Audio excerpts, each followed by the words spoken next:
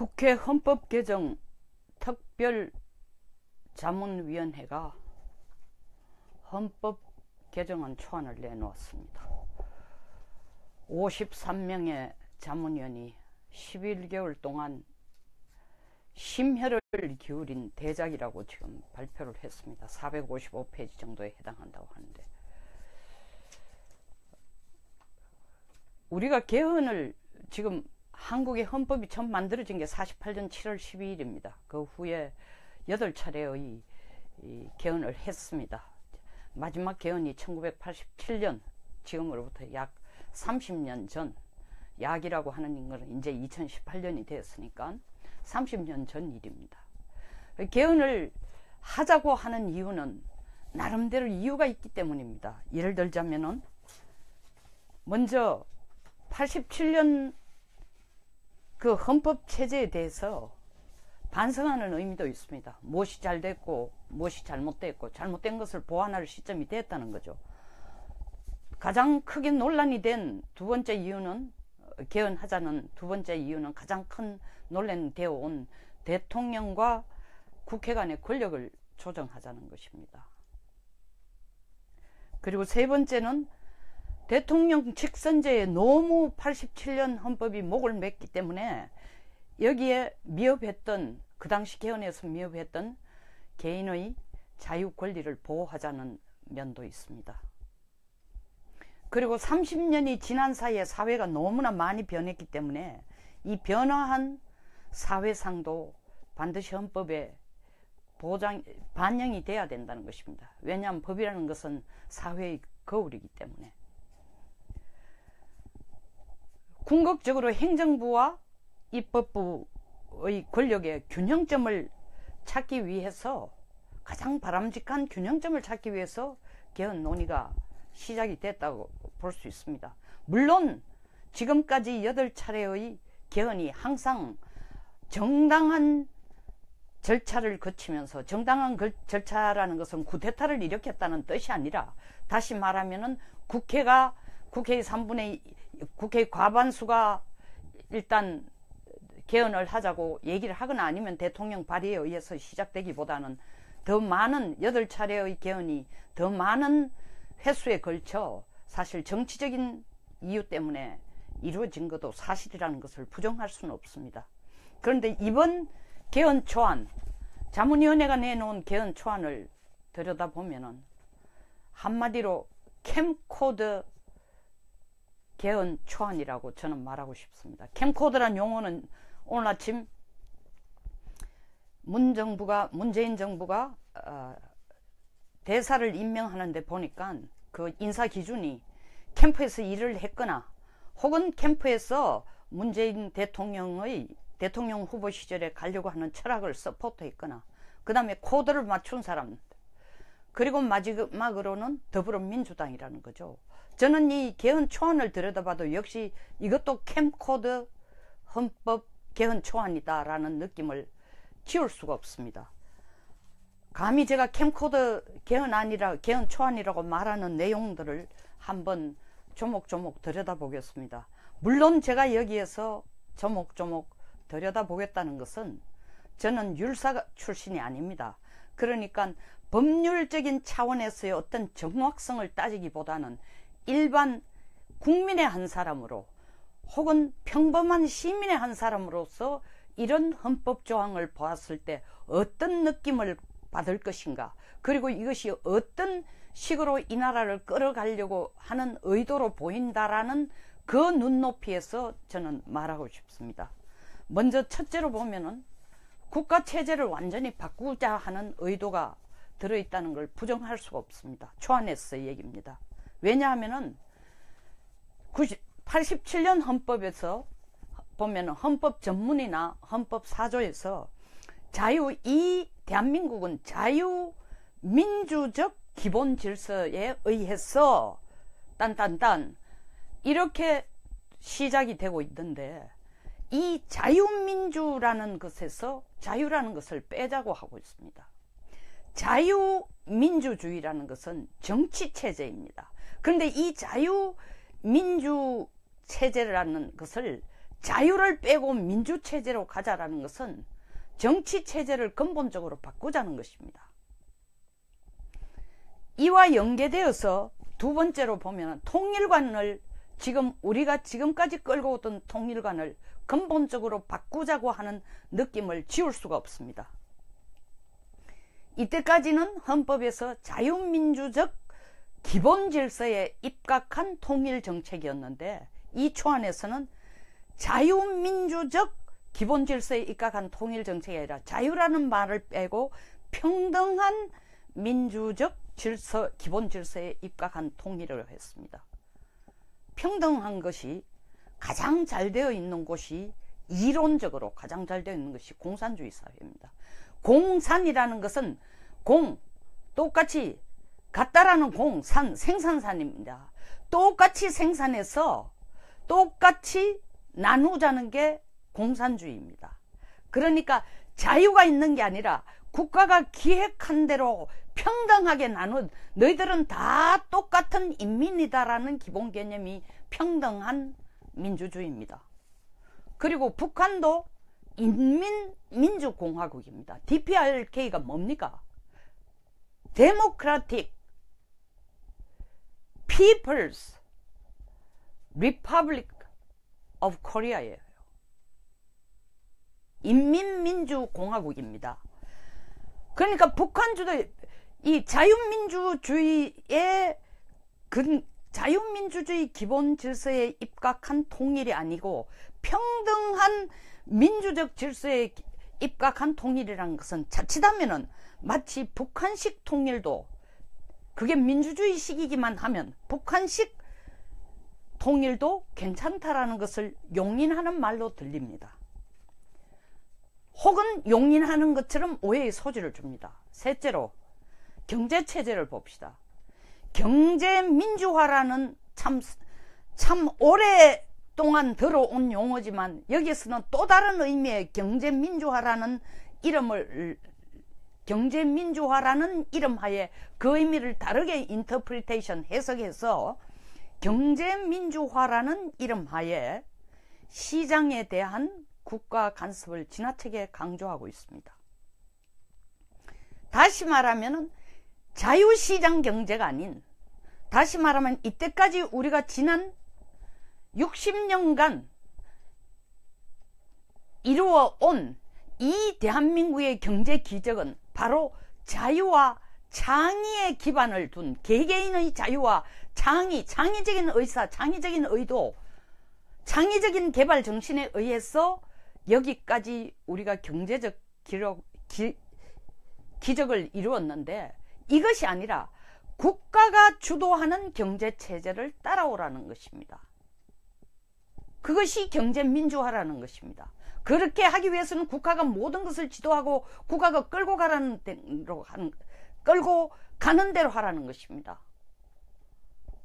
추미애 민주당 당대표가 중국에 가서도 그 얘기하고 한국에서도 그 얘기하고 토지 공개념,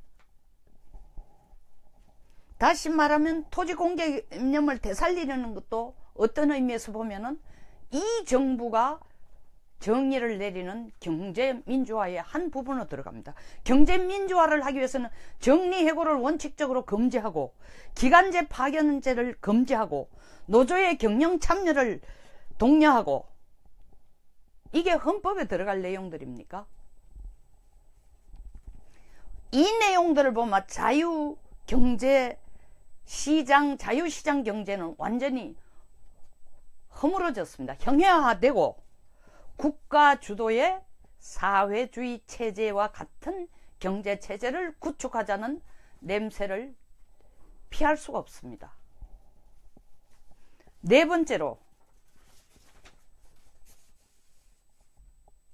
양심적 병력 거부를 헌법에 명시하자는 것입니다. 우리나라 병력제도는 징병제입니다. 징병제인 이유는 이것이 국민으로서 국가에 대해서 반드시 해야 될 책임인 동시에 의무라는 뜻입니다. 그런데 이 책임과 의무를 양심에 따라서는 나는 의무를 안 지겠다, 책임을 안 지겠다는 것도 헌법으로 보장을 해주자는 것입니다. 여기에 대해서는 많은 논란이 있습니다. 이 도대체가 국가 안보가 최우선이라는 전제하에서 본다면 양심적 병력 거부를 헌법에 명시하자는 것은 국가 안보가 최우선이라는 이 조항 자체를 조항과 상충될 뿐만 아니라 그 조항보다 더 우선적인 것이 개인적으로 군대를 가고 안 가고는 양심에 맡기겠다라고 얘기를 하고 있습니다. 엄청난 논란을 불러일으킬 수 있고 이때까지 많은 논란이 되어온 이슈입니다. 더 큰 논란을 불러일으킬 수 있습니다. 그럼에도 불구하고 꼭 딱히 양심적 병력 거부를 케이스마다 경우에 따라 리뷰를 해주고 검토를 해줘야 되고 참고를 해줘야 될 경우가 있다 손치면 그것은 병력법에 명시해도 충분합니다. 왜 헌법에 이것을 명시하느냐는 거죠. 헌법이라는 것은 헌법재판소가 명시한 것처럼 우리 헌법 최고 이념을 세 가지의 기본을 둔다 했습니다. 첫째, 국민 주권주의. 모든 권리는 국민으로부터 나온다. 헌법 1조 1항입니다. 둘째, 자유민주주의입니다. 그리고 세 번째, 입헌민주헌법입니다. 그리고 이것을 모든 법령 해석의 가장 최고의 최상위의 개념인 동시에 근간으로 한다. 그리고 국민과 국가가 지켜야 할 최고의 가치 규범이라고 헌법재판소에서 헌법을 명시하고 있습니다. 근데 그것을 근본적으로 지금 완전히 와해시키는 내용들이 지금 계속 나오고 있습니다. 아까 전문부터 시작해서 다섯 번째, 사형제 폐지입니다. 이것도 사회적으로 많은 논란이 되어 왔던 것입니다. 우리가 사형제 폐지는 하지 않더라도 사형제를 존속시켜도 때에 따라서는 가급적 사형을 원치 않는다라는 사회 여론과 그리고 그 전 정권 모두 사형을 가급적 하지 않는 체제로 끌고 오고 있습니다. 근데 이 사형제 자체를 근본적으로 폐지한다는 것은 첫째, 이것은 형법에서 다루어도 충분한 문제인데 헌법에 명시한다는 것 자체가 제가 볼 때는 법 체계로도 맞지 않지만 제가 율사는 아니라도 그 정도는 알 수 있습니다. 저도 법을 만드는 일을 8년을 했으니까요. 형법에서 다뤄도 충분할 이 법 체계상에서도 문제가 있지만 더 나아가서 사형제 폐지는 사회적으로 어떤 문제를 만드느냐 하면은 실제로 사형되어야 할 정말 흉악범을 살려둠으로써 더 많은 사람의 인권과 더 많은 사람의 생명과 더 많은 사람이 함께 더불어 살아야 될 질서를 침해하고 인권을 침해하고 목숨에 위해를 가하는 그런 상황을 만들어낼 수 있다는 겁니다. 죄를 지은 사람은 모두 다 사형당해야 되는 건 아니지만 예를 들어서 연쇄살인범이나 아니면 수십 번 되풀이되는 어린이, 소년, 소아들, 병적인 성범죄자들 저는 당연히 사형되어야 된다고 생각합니다. 당연히 사형시켜야 된다고 생각합니다. 이런 사람들까지도 조두순 같은 경우도 저 개인적인 사고로는 거기에 어떤 12년을 살고 나온다. 미쳤다고 생각합니다. 그리고 술을 마셨기 때문에 제정신이 아니었다. 이 주치 경감이라 술이 취했기 때문에 그걸 정황을 참작해준다. 아니 이런 법이 어디 있습니까? 그로 말미암아 사회적인 그 한 가족 나영이뿐만 아니라 그 가족 전체는 폐허가 된 것입니다. 그리고 얼마나 많은 자식 키우는 사람들이 불안해하고 있습니까? 당연히 이런 죄를 짓는 사람은 특정 사람을 지정해서가 아니라 물론 조두순 같은 경우도지만 사형시켜야 된다고 생각합니다. 이것은 인권 보호가 아니라 그 한 사람의 인권을 보호해 줄 가능성이 있을지 몰라도 그로 말미암아 그의 흉악한 그리고 흉악범 그의 엄청난 죄 때문에 수천 수만 명 그리고 이번 사회 더 나아가서 사회적인 조직의 인권까지도 침해할 수 있다는 것입니다. 여섯 번째로는 참 웃지 못할 상황입니다. 개헌 절차를 지금까지는 국회의원 과반수가 찬성하거나 대통령이 발의하면 가능한 거로 했는데 개헌 논의하고 절차 시작을 어떻게 하냐면 개헌 초안은 유권자 60만 명 이상이거나 국회의원 3분의 1 이상이 찬성하면 수정할 수 있다라고 되어 있습니다. 다시 말하면 자유한국당 아무리 떠들어도 안 돼. 너희들이 반대하면은 나의 지금 지지 대통령 지지율로 보면 유권자 60만 명 모으는 거는 영어로 piece of cake 사자성어로 조족지혈 우리말로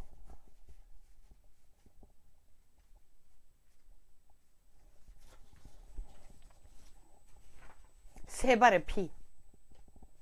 걱정할 거 없다는 거죠. 고치는 건. 그렇기 때문에 지방선거와 동시에 하자고 자신감 차서 얘기를 하고 있는 것입니다. 이렇게 헌법이라는 것이 아까 헌법재판소에서 명시한 것처럼 국가와 국민이 지켜야 할 최고의 가치 규범을 유권자 60만 명 이상이 찬성하면은 발의할 수 있고 수정할 수 있고 대한민국 유권자가 몇 명입니까? 3,500만 원을 넘습니다.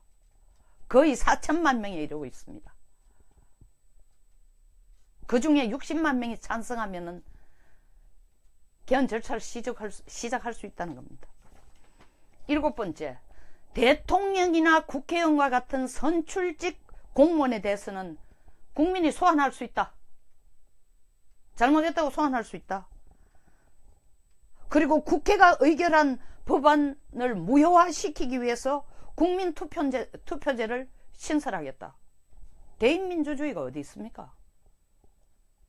국회의원을 뽑는 가장 큰 이유가 대의민주주의를 하라는 것입니다. 5,125만 명이 모여가지고 법을 만들고 갑론을박을 하기는 너무나 시간적으로 경제적으로 현실적으로 가능성이 부족하고 어려우니까 우리의 뜻을 그리고 국민의 이익을 반영하여 우리가 너희들에게 우리의 발언권과 우리의 생각과 우리의 이익을 의뢰할 테니 그걸 대변해 달라고 뽑은 것이 국회의원입니다. 그걸 뽑은 것이 또 대통령입니다.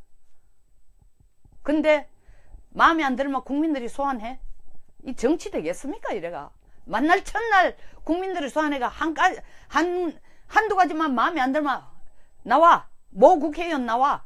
우리가 부르니까 나와. 그리고 대통령 지지율이 지금 70% 되니까 국민 소환권을 얘기하시는지 몰라도 70%가 임기 내내 계속되는 게 아닙니다.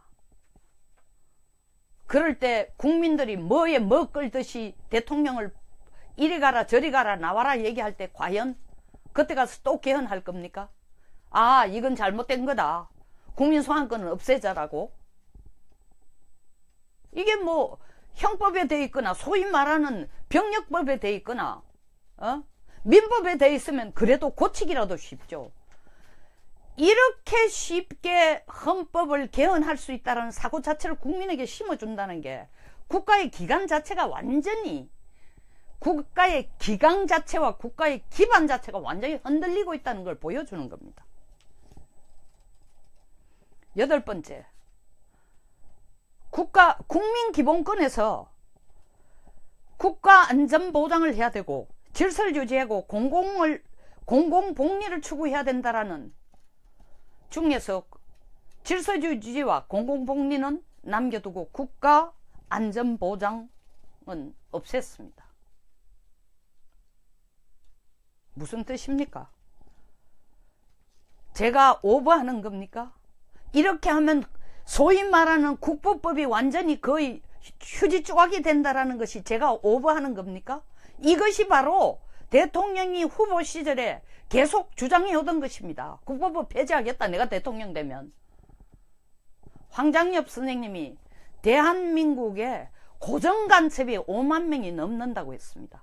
더더구나 이 정부 들어서서 국정원은 대북 정보 수집에 더 많은 에너지와 예산 자체는 하나도 안 깎였으면서도 휴민트나 소위 말하는 인간관계를 통한 정보 수집이나 시진트나 신호정보나 아니면 이 소위 말하는 감청, 도청 이런 것에 의해서 정보를 수집하는 혹은 정보를 수집하고 감청할 수 있는 기기를 통해 정보 수집하는 이런 기능을 대폭 활성화하고 대북 정보 수집을 대폭 활성화하고 전문인을 대폭 뽑고 인력을 대폭 양성한다는 계획조차도 없는 상황에서 더더구나 더 나아가서 그나마 그때까지 해오던 기무사의 대북 정보 수집 역할도 크게 줄이고 국방부의 대북 정보 수집과 분석을 위해서 만들어 놓은 사이버 사령부는 지금 아직까지 적폐청산 문제 해결한다고 하루도 쉴 새 없이 거기 있는 식구들을 덜덜 뽑고 있으니 사이버 사령부가 말로만 존재하지 제 역할을 전혀 하지도 못하고 있는 이 상황에서 국가안전보장 이 조항조차 삭제하면은 이 얘기는 김정은이 보고 제발 남쪽으로 간첩 보내가지고 남남 갈등 제발 좀 조장시켜 달라라고 암시를 주는 것처럼 들릴 수도 있다는 겁니다.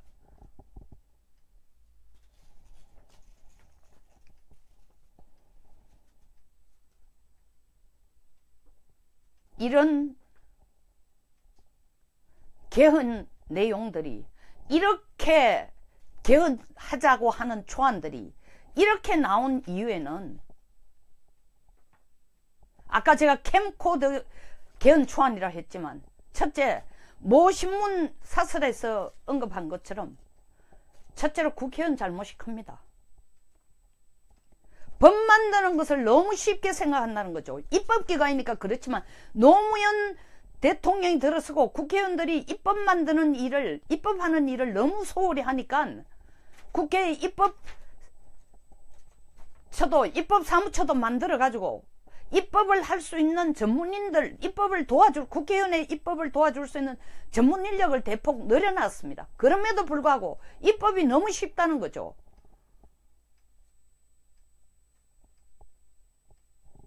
법안 발의하기 위해서는 10명만 서명 받으면 됩니다. 심지어 18대 모 당의 국회의원, 18대 전 국회의원 기간도 못 치우고 개인적으로 어떤 선거법과 관련된 문제 때문에 그 기간도 못 치우고 중간에 국회의원직을 박탈당한 모 의원은 국회의원으로 배지를 달고 있는 시간이 1년 반도 안 되는 기간 동안에 150개 이상의 법을 발의를 했습니다.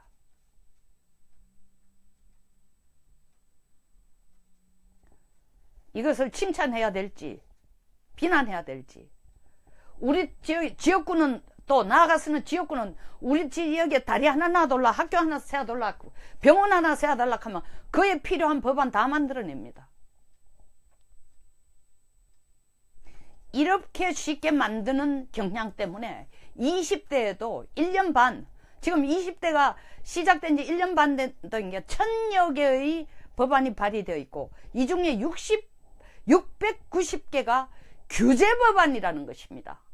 박용성 한국 대한상공 회의소 회장이 한탄을 하는 이유가 이겁니다. 또 다른 기업인도 얘기했습니다. 사회주의인 중국보다 기업하기 더 힘든 나라가 한국이다. 증명을 하고 있죠. 1000여 개의 발의된 법안 중에 70%가 규제 법안입니다. 저는 매일 블룸버그 뉴스를 봅니다. 120개국에 나가는 그 전파가 나가고 있습니다. 뉴스가 나가고 있습니다. 토론도 나가고 있습니다. 그 방송 내용이 다 나가고 있습니다. 그리고 경제에 관심 있는 사람들이 가장 많이 보는 내용이 블룸버그 뉴스입니다. 그 블룸버그 뉴스를 보면요, 미국, 영국, 일본, 독일, 이스라엘, 중국, 하루도 빠짐없이 그들은 새로운 기업을 소개하고 4차 산업을 소개하고, 이스라엘,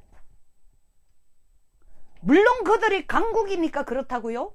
베트남도 나옵니다. 인도도 나옵니다. 인도나 베트남이 지금 우리보다 GNP가 더 높은 나라가 아닙니다. 우리는 경제대국 10입니다. 군사대국 7입니다. 저는 한국에 대해서 나오는 것은 현대차 광고, 삼성전자 광고 외에는 나오는 게 없습니다. 어느 한 사람 나와서 4차 산업을 시작했다, 스타트업으로 이런 것을 국제시장에 떠올리고 싶다, 초대되지도 않지만 나와가지고 얘기하는 한국 기업도 없습니다. 한국 사람들이 머리가 나빠서가 아닙니다. 우리가 자본 하나 없이, 자원 하나 없이 여기까지 온 것은 한국 사람들의 노동력과 부지런함과 머리 때문에 여기까지 왔습니다. 그런 한국이 국제사회에서 세계 경제 10위만 뭐합니까? 세계에서 스타트업을 제일 많이 한 나라가 이스라엘입니다. 스타트업을 시작해가 계속 팔고 있습니다. 그리고 거기에 투자를 유치하고 있습니다. 우리는 이 문재인 정부가 4차 산업에 혼신의 노력을 다 하겠다고 하고 있습니다.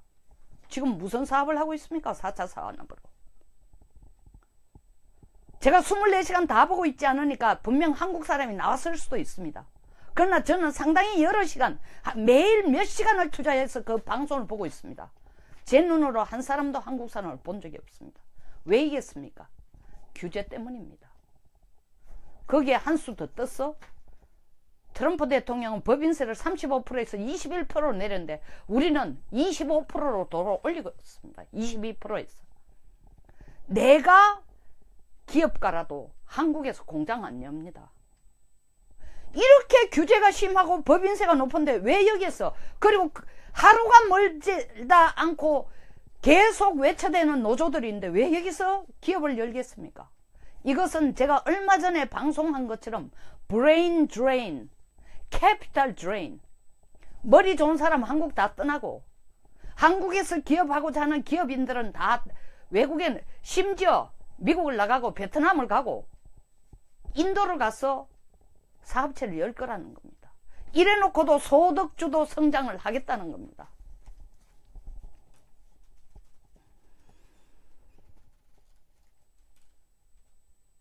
마지막으로 드리고 싶은 얘기는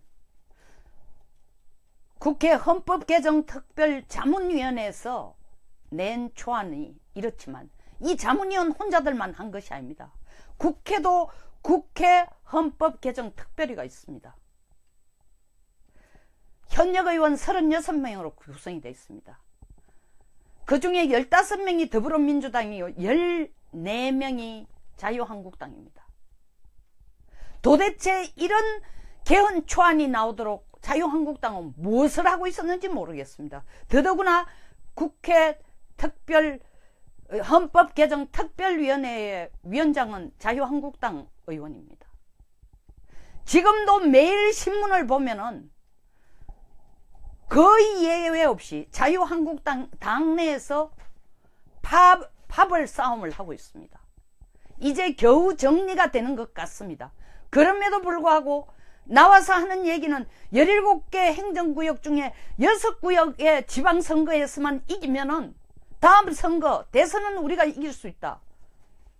저도 자유한국당 출신입니다. 제가 악담하는 거 아닙니다. 그래서 다음 선거 이길 수 없습니다. 국가의 기강과 국가의 기본 이념과 국가의 기본 철학과 국가의 정치 체제가 바뀌는데 어떻게 보수가 그 이념을 반영해서 국민들의 마음을 끌어들일 수 있습니까? 더 중요한 것은 지방선거에서 6석을 이기는 것보다 더 중요한 것은 이 개헌 초안에 대해서 자유한국당은 혹은 보수당은 팔짱 끼고 있어서 되는 게 아닙니다. 이 초안이 나가니까 하는 얘기가 뭡니까? 머리로 뒤통수를 징으로 맞은 느낌이다. 무슨 얘기예요? 이때까지 아무것도 몰랐다는 얘기입니까? 무엇이 돼가고 있는지도? 그럴지도 모릅니다. 집안 싸움 때문에. 지금 와서 이걸 가지고 지켜보겠다, 고쳐보겠다? 아까 뭐라고 얘기했습니까? 만약에 국회의원 2분의 1이 찬성하고 그게 안 되면 대통령이 발의한다. 이것을 어떻게 바꿨다고요? 유권 어떻게 바꿔서 초안을 냈다고요? 유권자 60만 명 이상 국회의원 3분의 1이 찬성하면은 할 수 있다는 거로 지금 바꿨습니다. 국회의원 3분의 1 발의에 반대한다 칩시다. 그럼 대통령이 유권자 60만 명을 찬성을 얻어 대통령이 발의하는 것은 안 될까요? 저는 그렇게 밀어붙일 거라고 생각됩니다.